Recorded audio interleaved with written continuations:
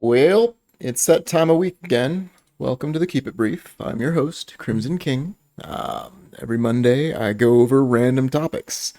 And with the war on, this week's episode is going to be jam-packed.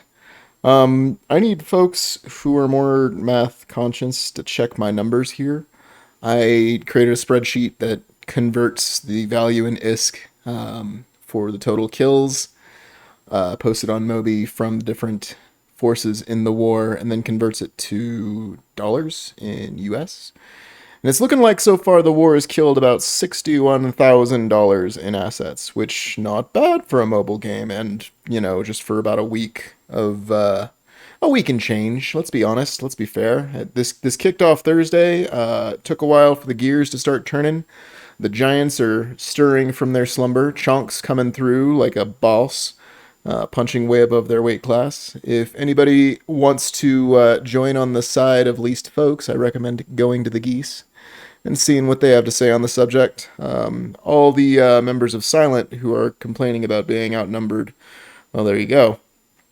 I'm gonna try and keep the propaganda to a minimum, but I'm gonna voice my opinion. This is my little corner, my area of the internet where I get to talk about the things that I want to talk about, and hopefully it at least gets you thinking. Or I want a conversation. Let's talk. Let's palaver. So there was an announcement last week. It's looking like we're getting the new carriers coming here, probably in time for the Yule Festival. I imagine it's another week, 2 weeks tops before. I'm willing to bet that they're going to associate them in some way with the Museum Arcana. I'm not 100% on that, so I won't bet much, but I will make that bet. So if you've got something you want me to do, if I'm wrong, let me know in the comments, and I will consider it. For those of you new to the program, this is the outline. This is where I talk about the format, give a brief intro about what's going on in tuna overall, and basically let you know what I'm about to tell you. In tuna news, before the war kicked off, I actually drafted these slides that Thursday, is when I started gathering things together, but then the war happened and everything went all upside down and crazy.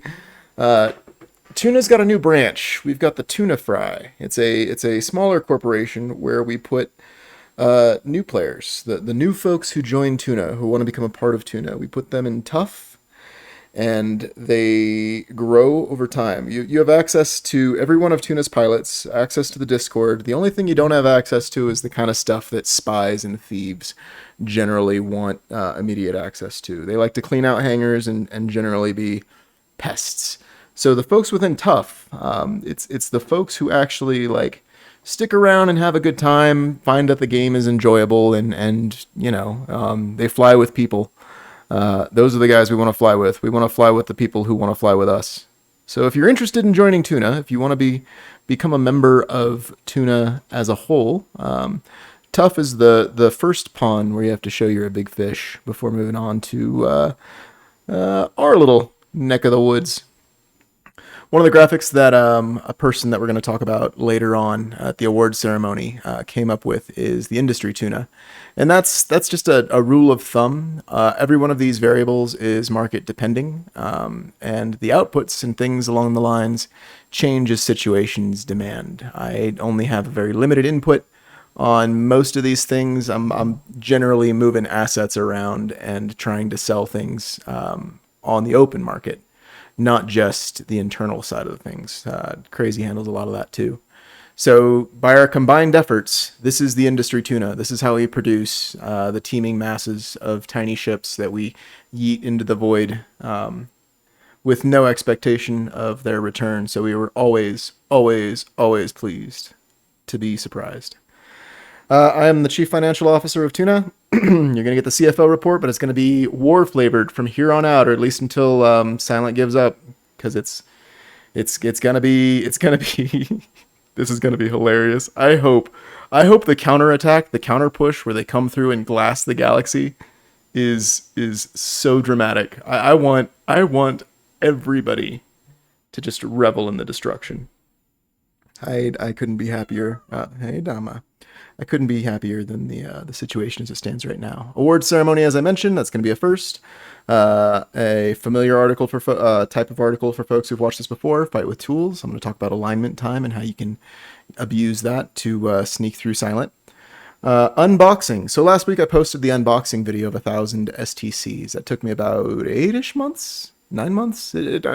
Probably not as long as it takes someone to create a whole human being, but it was a lot of work and effort. And I'm going to go over the results there and talk about like what I'm doing with them and how you might benefit from STCs in the future. And then I've got a general design discussion idea for anomalies that I would like your consideration on. I want feedback. I want conversations. A mechanic makes a return here talking about the gate camps reloaded section. We're going to cover that. And yeah, full dance card, more slides, hopefully about the same amount of time. Let's keep it brief. The CFO report. Here's the war as it stands. My personal wallet is sitting pretty at about 250 million. This is mainly due to the STC profits so far. There's a lot more profits coming in, or at least I expect them to be, just as soon as I'm able to post the things I want to part with on the markets where I think they stand the best chance of making ISK. I want to give a special thanks to Jarmog for his contributions to the tuna cause. He donated several blingy hulls, which are well above our pay grade and expectations, but they've already seen some use in the war. So all our Logi bros are on board and thankful for Jarmog's support. Buddy, I hope you stick around. I know you're passing the torch to Taylor Rick when it comes to your tools, market tracking tools, but I want to see you on grid sometime. I'd love to fly with you in the future. Hopefully you come back. If not, Godspeed, Pilgrim. I'm going to talk about my deployment so far, or at least my pseudo-fake deployment to the north. I've posted up these ships. I've got 11 ships on station up there, not to mention the ones staging out of Akio. I'm not sure I'm going to commit more. We'll see. It really depends on how the fleets go for the next week or two, how far down the rabbit hole I want to go. But thus far, I am up 95 million. I've made about 95 million ISK in profit, looting corpses, stealing PI, and generally being a nuisance. I am down about 154 million, which is unfortunate. They managed to kill Hope and Spot over the last weekend. Hope died on the way out from Akio. It was a lone Hictor, and I got cocky, got right up in his face and said, "Hello!" And then the Celestis just tanked everything that I had. And it was a sad day for Hope, but when you're flying something that costs 30 million ISK, who cares? And then Spot. Spot gave me the best fight out of any stealth bomber I've ever flown. The best experience I've ever had. And a lot of that is due to Silence interceptor pilots. Master Yoda and Bradrick and the rest of that crew, they harried and hounded the main body of the fleet I was trying to protect for a good solid 4 hours. And Taylor Rick's dictors did an amazing job of holding them back and stalling them as long as humanly possible. It became a war of inches. Like, we fought for every gate, and I was a part of those fights. I managed to see a lot of those gate camps coming, and I let FC know they were coming. Our inties went to intercept. We tried to get a screen going, but we also needed to play defense and protect the main body. So it was a lot of moving back and forth, a knockdown, drag out fight, 4-hour long fight, and like anybody who's boxed knows, even one round is a long time. Not that sitting in front of a screen and moving your thumbs around is any sort of boxing, but there's a mental stamina that comes with trying to make decisions for multiple folks and adapting to a battlefield as it evolves, and the little wins and victories and the little losses that feel huge, and just the play-by-play, the back and forth. It's a lot of fun, is what it is. But fun can be tiring, and I haven't slept that easy in months, right? Like, after that fight, I conked right out. It was beautiful. One of the last stats I forgot to mention, denied. 40 million ISK. This is where I'm putting any of the cargo that I managed to steal from the battlefield before losing to the enemy. I don't know if they managed to get any portion of that 40 million. but I did my best to keep it out of their hands. So we'll see how that shakes out. In the grand scheme of things, I am down in ISK devoted to the cause. I've lost about 20 million compared to how much I have denied the enemy and how much I have gained from them. So I want to see that up number increase well beyond the down number, but war is expensive, yo, and I don't know what you guys are losing and spending, but I figure I should share as much intel about what I'm flying as possible, just so you all can attempt to shoot me. That's kind of what I fly for. I like being a target. The ships that I have deployed to that end, I've got Immortal Minion, Cujo, Bernie, Johnny Law, Rowdy 371. This is not the original Rowdy Rifter, but one of the many. I have too many Rowdy Rifters. Lucy, Interceptor, Savage, Love Boat, Artemis Prime. Yeah. And I told you the story of Hope and Spot, Corporate Wallet, War, Expenses, wah. Yeah, y'all can read the rest. DACA.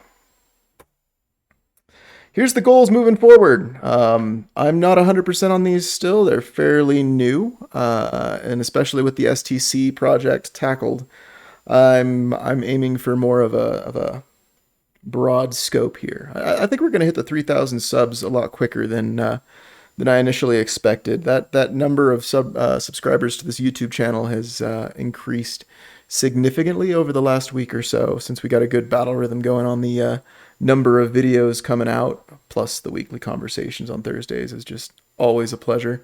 I really wish NetEase would consider Rambo's Spotify account and the different platforms that the podcast is hosted on. But I also like the challenge. I like having that goal set for us, and I know Taylor and Rambo are both champing at the bit to get that 3K, so I'm doing everything in my power to help. Corporate goals. Tuna has gone to war. Our goal is to end Pax Silencio. We are very small, but with that difference in size comes a difference in what our expected losses will be. The only way that we will be knocked out of this game is if we are completely knocked out of this game, right? We'll have to lose everything. And since most of our assets are, 1, diversified, 2, safe within NPC stations, 3, the hangars organization makes sure that they move towards profit, so nothing is sticking around for too long, though we have been robbed before, and I'm sure we'll be robbed in the future. Our goal is to make sure that we are minimizing our exposure to risk as much as humanly possible, while giving the good fight. I expect most of our tuna are going to take part on the side of the interceptor hunters. I want to see some cruisers out there picking them off, escorting the battleship fleet. But there's no guarantee that that's going to be necessary or useful. It really depends on how the Crab Coalition comes together. Which, I mean, if anybody's familiar with the Crab Coalition, they have a tough row to hoe, right? Silent has been flying with each other for ages. And most of the folks in the Crab Coalition have no idea who the other folks in the Crab Coalition are. There's a few key players, a few social butterflies who bounce back and forth, but I found myself in a Russian fleet on Saturday, completely confused, unsure what to do, not even knowing how to ask for a ping. I just kind of like floated around in space in my Rupture and did my best not to get in the way. It was interesting. But yesterday's fight with Spot, oh man, best battle of my life. That was a lot of fun. That was the best Eve experience I've had. I shouldn't say best battle. I've had other cooler fights, but not that. Tactics for Tuna. We are too small to use Goon Swarm tactics, so we got to get creative. I am leaning heavily on covert operations and individual effort and individual value. The Immortal Minion, for example, is a fully modified fit with the exception of high slots. Those are all test, but it's a fully fit Rupture, and I expect to yeet that and lose that daily. There's nothing that's lost when you use a modified, and the only thing that's worth any IP on that dang thing is the hull. If I really wanted to get silly with it, I would fly a Rupture trainer, but my pride won't let me. So, as far as goals go, who's Tuna's target? Who are we going to fly against? Who are we going to pick on? Is it going to be Rambo? Is it going to be Taylor Rick? Is it going to be Damon Zell or someone else, a member of Silent?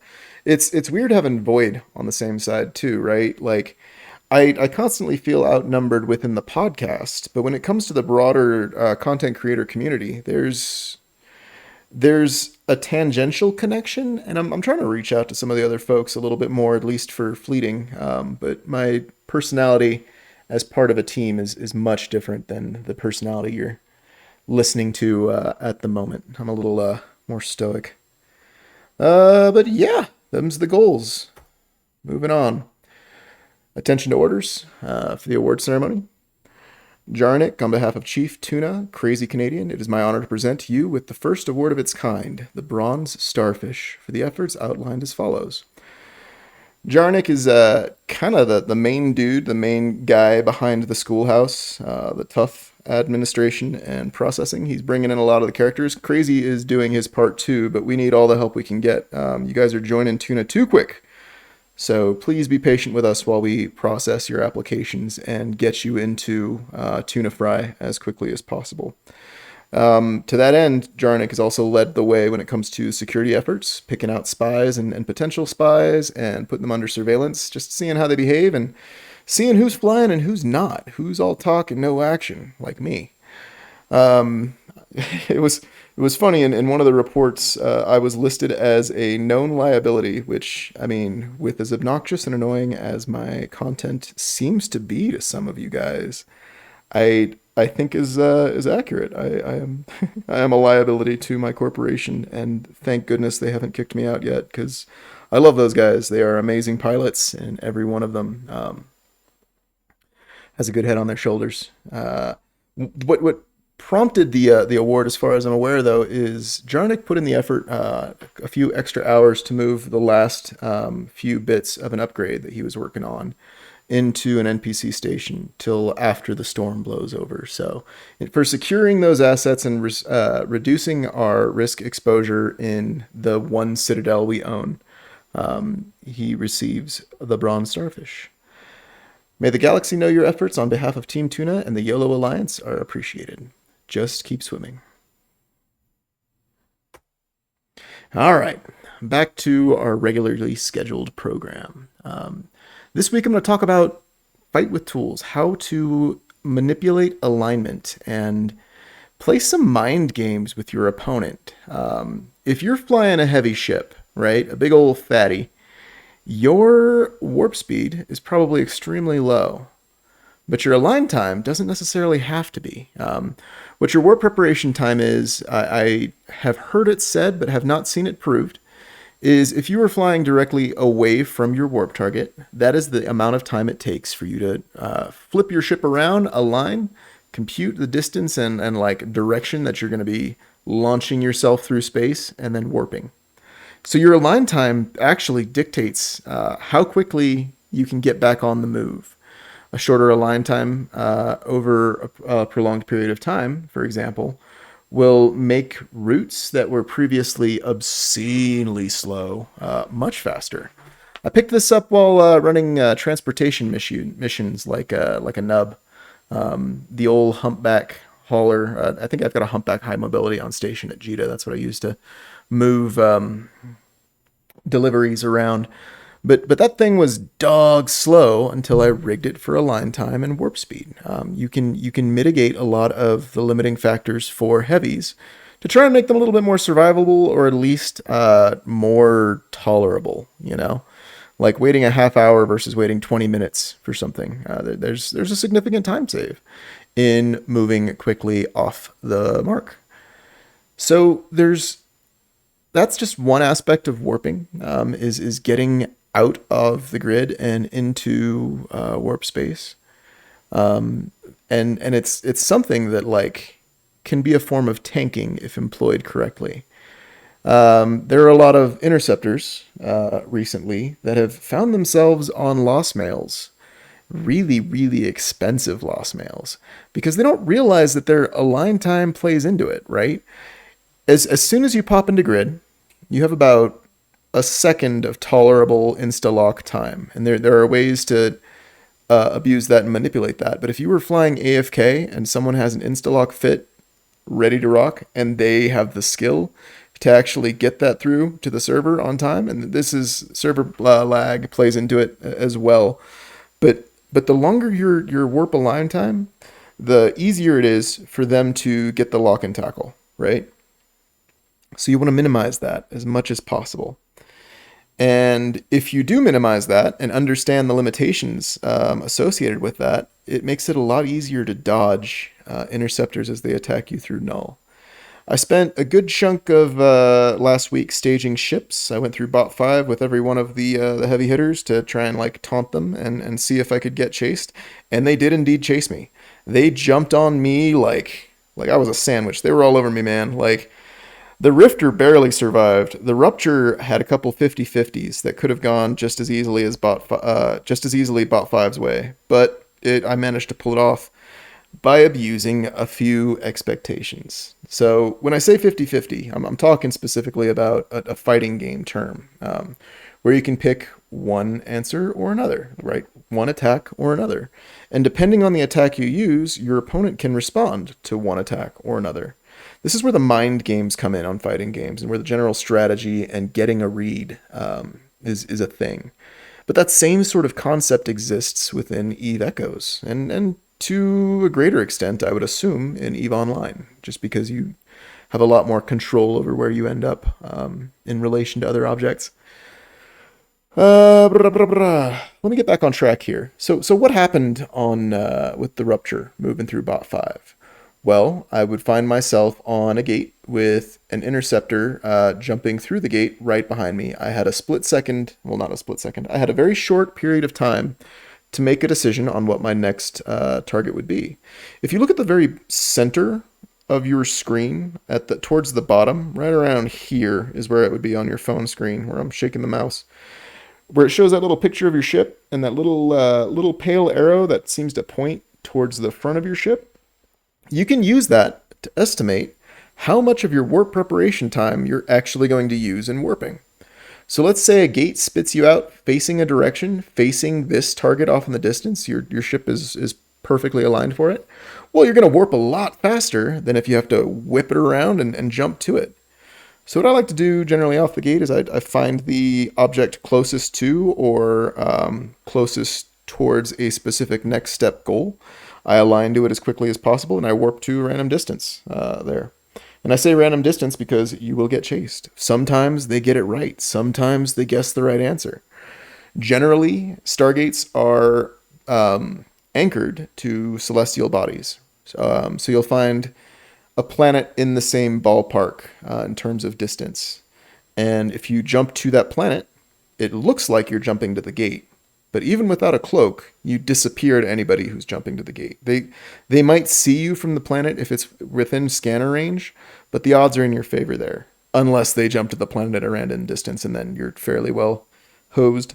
But this is just one of those cases where the stats don't give you the full picture, right?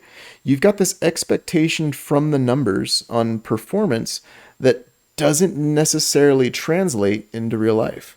This is why if you're flying a mining barge and you pre-align to a distant target and set your speed to 75% of your max or around there, you want it to be as close to dead on 75 as possible, you can insta-warp. You can get out of there before someone lands on grid. Normally you would want to be cloaked or invisible or have your other defensive options in place before the enemy lands in grid. Calling for help, that kind of thing. But it's a way to go solo if needed. If you understand the human factors in the way these ships move on and off grid, you will be a more dangerous and elusive opponent in the long term. All right. So let's get into the meat and potatoes of the episode. I opened 1,000 secret trafficking containers, and here's what I got. All these icons. What do these mean?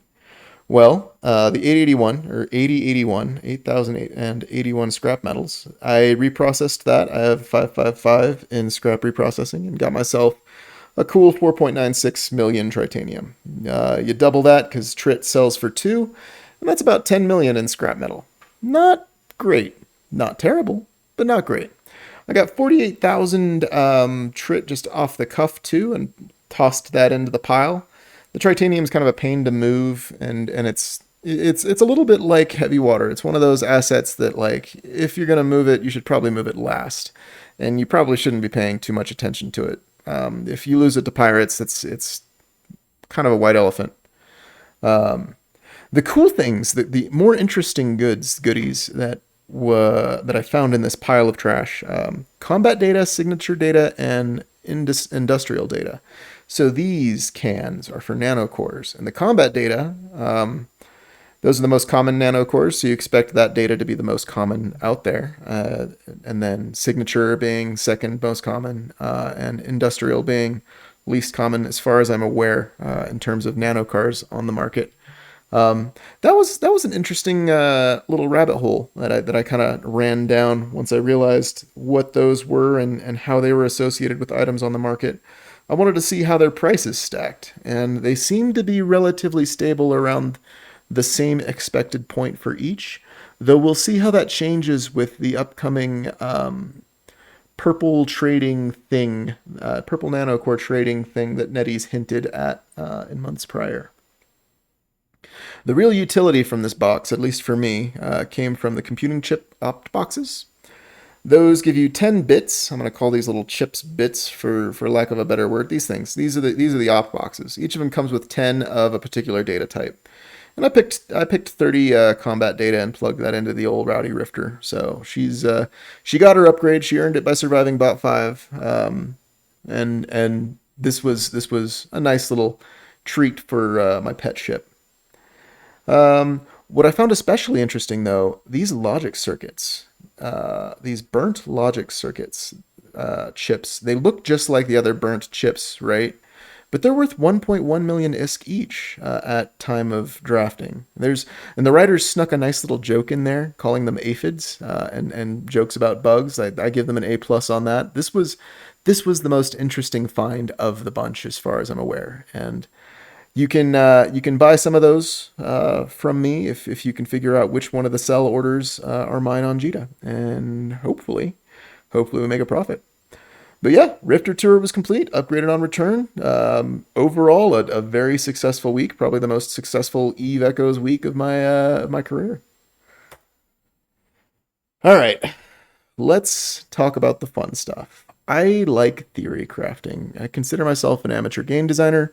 I've sold things before, but they are not worth really going into detail. They didn't sell well enough. Given another swing at them, there are things I would do differently. But this latest swing, I've got a buddy, so he's keeping me on track for the most part. But I like to apply game design principles that I've picked up from practice, iteration, really, creating prototypes, but also from sources like the game GDQ, or no, not Games Done Quick, GDC, the Game Developers Conference. They post a lot of YouTube videos up, and I've watched dang near every one of those. But also books and a whole bunch of different resources. Like I pull from a lot of places for these random ideas, and I think that there is a way to help soften the onboarding process for new players. And that's mainly by not relying so much on the corporations, though I feel like that reliance on those corporations is healthy and good for the game. NetEase catches a lot of flack for not providing new content. And when I see two problems in the same general area, my first instinct is to try and pit those two problems against each other to see if I can come up with a solution. And my solution for the lack of content, allegedly, and the new player experience is to create anomaly missions in the encounter system that play to different and unusual playstyles. Guardian ships, logistics ships, and scouts, to be specific. And the way I would do this is I would make it so each of those story missions generated an anomaly in a distant system to promote small ship content, making sure those guys are moving as far as humanly possible, making sure they're moving around, flying the little stuff. If you're flying a big ship, it's going to take you a pain in the neck and a long time to get there, but it'll pay the most. So those guys can get their own kind of deal, but appropriately tiered and scaled missions to match the current tiers and scales.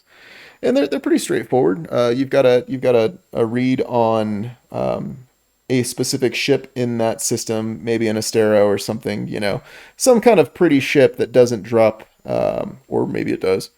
That would be amazing if it did, but doesn't drop wreckage if it's destroyed. So that Guardians are encouraged to either protect that ship from a ridiculous amount of fire, or Logis have the option of protecting and healing that ship. Though the way I would change these two missions from each other is I would have the Logi mission and the ship that's being targeted or damaged or previously damaged. No enemies in this case, right? And this should minimize the impact on AI on AI code overall. But no enemies, just the ship that needs repairs, and it's either shield or armor. You're told up front, so bring what you want, or bring both and just knock out a whole bunch of them in a row, just to get a feel for locking onto a target and healing it, bringing it back to life. And then maybe like a little thank you message from the pilot that you just saved, right? That would be adequate. That would be enough, and like a paltry ISK reward, or maybe some sort of blueprint box or something. Some sort of bit of industrial Care Bear reward in that vein. Whereas with the Guardians, there would be ships on site, and your goal would be to protect the ship in question long enough for its warp core to come back and launch itself off into the void, and then you've got to fight the teeming masses, or kill the teeming masses while protecting it.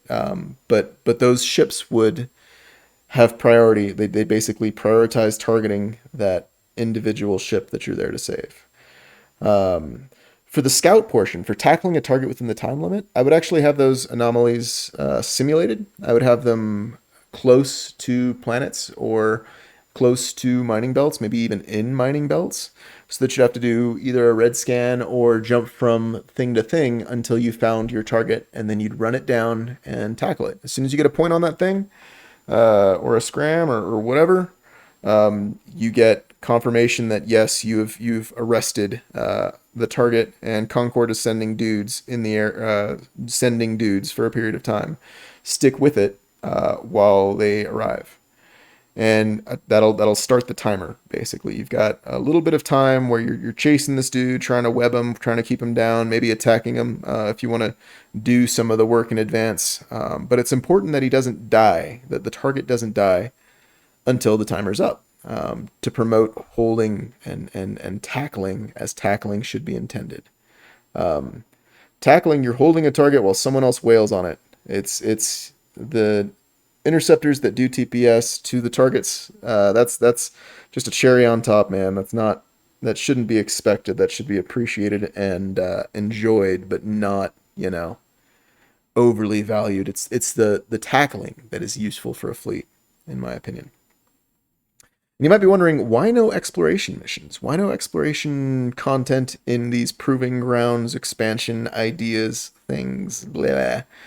Well, mainly because exploration should be mysterious. I don't want people going into exploration until late game. And that's partly selfish, but it's also to promote the value of the playstyle. Things are precious because of their utility, but also because of their rarity.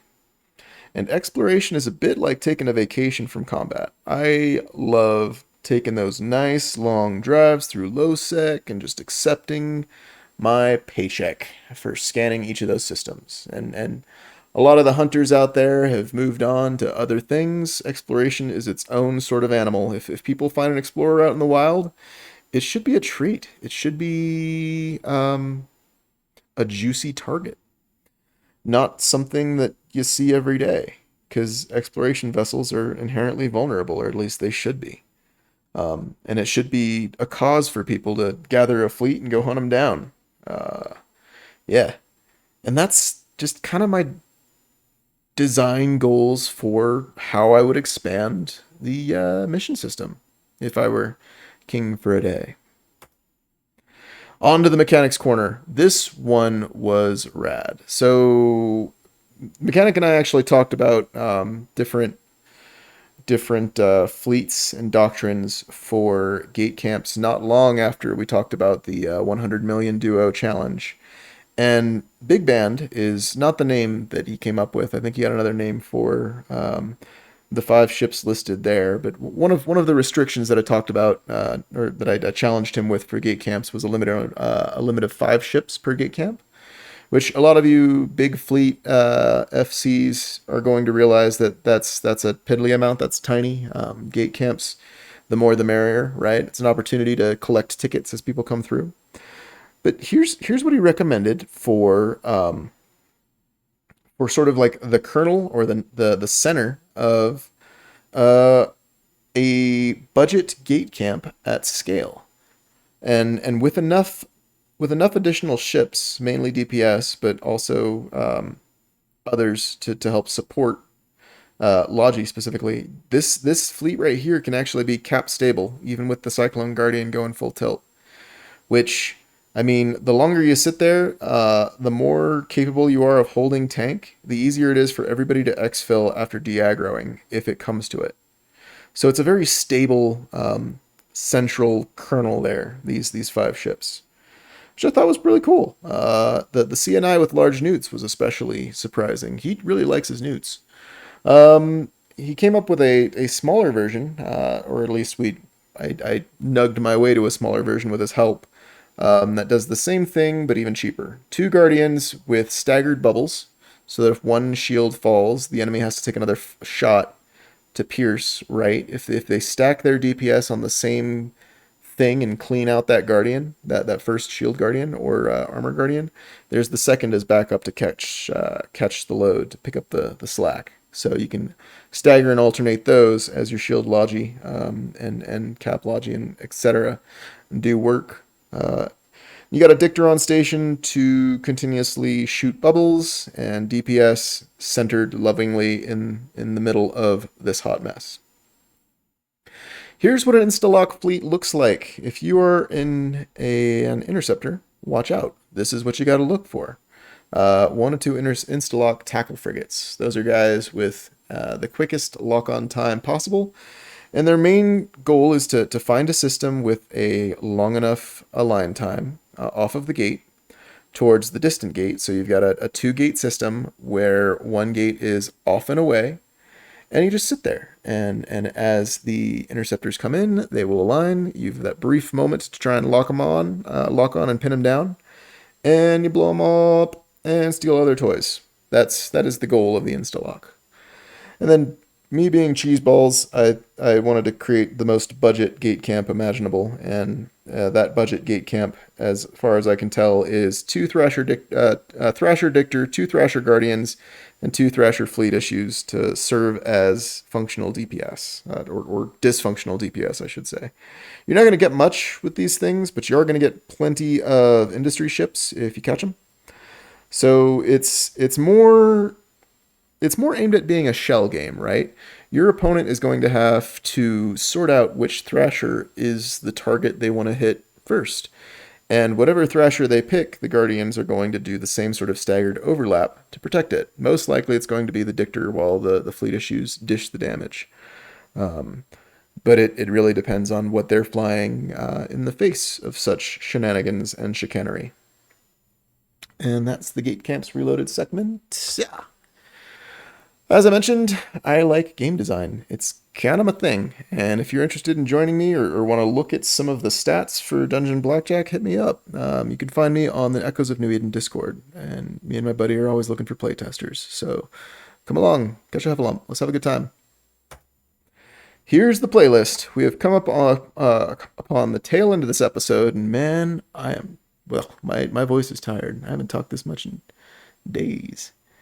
The songs for today's playlist: Saint Bernard by Lincoln. It's kind of slow, but there's a point where it turns and it just hits different, right? It's really good. I love that song. St. James is the Devil Makes Three's take on the St. James Infirmary Blues, it's a classic song. There's a whole bunch of different versions. This happens to be the one with the most nostalgia associated with it for me. But if you like the general vibe, go listen to some of the other versions out there. See if you can find a St. James Infirmary Blues that fits you. Good Song Never Dies gets me pumped. It's also how I feel about music in general. It's kind of like a sound or a smell or some other sensory input that prompts an emotional or mimetic response, and music just hits that button. Speaking of hitting that button, The Waters of March, Susanna McCorkle. So this is a song that I discovered.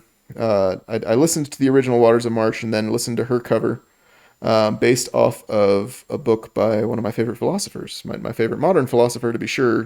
Second place goes to Nick Bostrom, if you could call him that. But my main dude, Ian Bogost, wrote this book called Alien Phenomenology, and in it he talks about assemblages of randomly seeming stuff to evoke emotions. And he illustrates that point with The Waters of March. And it clicked when I heard the song. And maybe it'll mean something to you, but it definitely won't mean the same thing. It's a beautiful song with a beautiful history, and everything is beautiful until we hit Wine Red by the Hush Sound. It's That's also a wonderful song, but it's louder. So it's a real harsh transition if you listen to the playlist that I made, but it's a worthwhile one. Wine Red is just a standby song. I've listened to that for years, and I absolutely adore the Hush Sound. They're a little bit more subdued on the kinds of emotions that they evoke, but they're always reliable. Moonshine by Caravan Palace. Anybody into electro swing has listened to Caravan Palace at some point. Moonshine happens to be my favorite song from them. And then I round out the playlist this week with Absolute Territory by Ken Ashcorp, which it gets me pumped. It makes me it's got a spicy vibe to it. I don't know. I love Kenny and I love Ken Ashcorp. Everything every one of those songs is awesome, but of the bunch, Absolute Territory is the one I go to most often. And I think that's it. I think we did it. How'd we do on time? Ugh. Ooh, rough. Well, we had a lot to cover, and I did my best to keep it brief.